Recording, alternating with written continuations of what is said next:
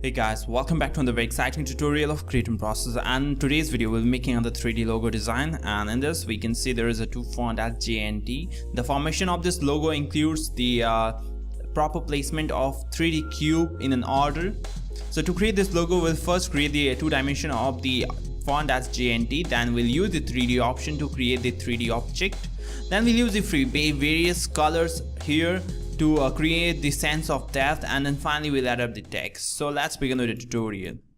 To begin, we'll first create a square with the rectangle tool. So create a square of rectangle with the rectangle tool, then fill it with some different color, like a different blue color, maybe like that.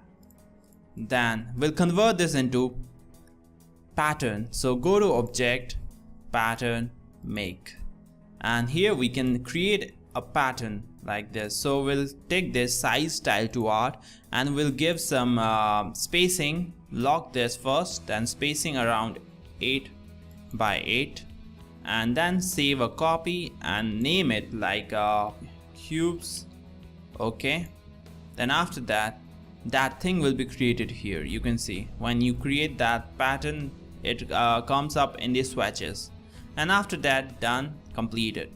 Now you can delete this and we'll create new. So select the rectangle tool, select this color, and after that just click and drag, and you can see all the cubes has been formed properly. Now we'll go to object, expand it, ungroup it, and release clipping mask, and in this way we have released all the clipping mask. Now select that clipping mask object.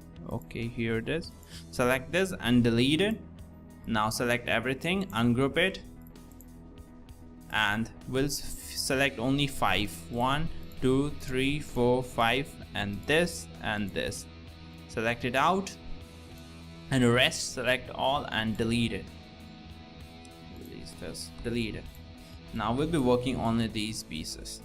Now once you have done that, we'll do one more adjustment here. With the line segment tool, we'll create a line segment here, and let's increase its size. Now select the line segment, go to object, path, and divide object below, and this will divide this into two pieces like that. So we need that, so this is from T. Now we'll group this up, Ctrl G, go to reflect tool, double click on it.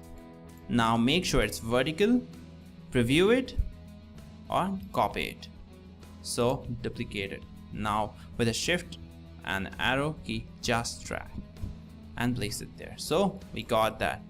Now we'll ungroup this once, delete this and group it again. So we got J and T. Now the basic two-dimension text J and T has been formed with the cubes.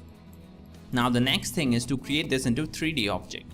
So to create this into 3D object, we'll go to Effect, 3D, Extrude and Bevel, and this will convert this into 3D object. So we'll just preview it, and you can see it has formed. So we'll increase the extrude depth around 55. Then we'll work with the angles, like we need to rotate this much or this much, and click OK for a while. So what we need here is we need all these stuff exactly horizontal. So we'll use the ruler tool and create a horizontal line from here like that, and from again one more, and from this side. So we'll make sure that this is aligned to this ruler. So now we'll go back again in the 3D option. So to go into that, we'll go to Windows, Appearance, and under Appearance we can see that all the effects which you have applied here will be visible. So we can directly go in there and the palette will appear, preview it, and just rotate the angles which we need. So we'll just rotate it so that it's aligned with the ruler. Okay, make sure it's aligned. So take single step like that, make it angle. Okay, fine. And after that, we'll increase the perspective to around 60 or maybe 70 and click OK. So we got it. Now we can remove all the rulers and our object is in 3D figure. Now we'll select this, go to object, expand it, so that we can edit all the faces, ungroup it twice, and all the faces is separate. Now the next thing is to fill it up with the colors so that we can create the sense of depth. So to create that, we'll select these pieces 3 with the R picker, select the color. Again these 3 with the R picker, select the color. These 3 with the R picker, select the color. And the same way we'll do this for that. For the pink one, select this with the R picker, that's the I shortcut, select the pink. The same way select this and this with the R picker, select the color. Select these and these with the R picker, select the color. Now the lower one is the gradient shade, so we'll select all these spaces and fill it up with the light gray. These faces that's in the front, we'll select all those that, and with the R picker fill it up with the color. Now select all the top faces for a while, all the top with the R picker, select the color. Now we have 2 faces here. This one is in the front, so it will be little more lighter, so we'll, with the R picker, select this color, and this one a little bit darker, this one. So we have filled up all the gradient colors. Now you can see that all the colors are in the proper order. Only one thing is left. We'll select this and with the R picker just fill it up with the colors. So that's done. Now the next thing we'll add is this slight glossy effect at the edges. So we'll create that using the line segment tool. So select the line segment, give it some stroke color white, and remove the fill color. Give the stroke color thickness around 1, and now just click, and with the shift press just drag edges from here to here like that, just here, from this to this. So create all the line segments at their edges, and this will create an effect of glossiness at their edges of this 3D logo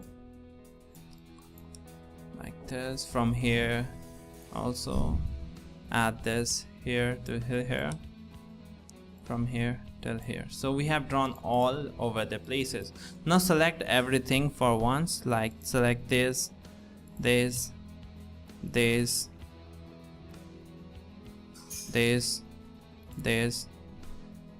so select all the line segments together for once, and go to opacity and reduce its opacity to around 80, and that's all. We have done that. So we have added all the line segments and it's looking nice, but here it's very bright here, so we can reduce their opacity for a little more here, because at the pink it's very bright, so we'll keep it around 60 and keep that there. So we have added this line segments for the glossy edges. Now the final thing is to add the text. So use the text, type out your text, that's JUSTIME, just time, and we are using the font Nexa Light, so use that. Now we'll do a little adjustment with the T. We'll select this T, and with the I picker just select this color, that's the pink. Now with the T, that's the text, select this. With the R picker select this color, again select these fonts. With the R picker select this color. So we filled that colors which we need. Now place it properly, increase the font size, and let's place it in the proper place. Increase the logo a little bit. Finally, we have created this 3D logo in the most easiest steps, so we can follow these steps and create few more other fonts in 3D.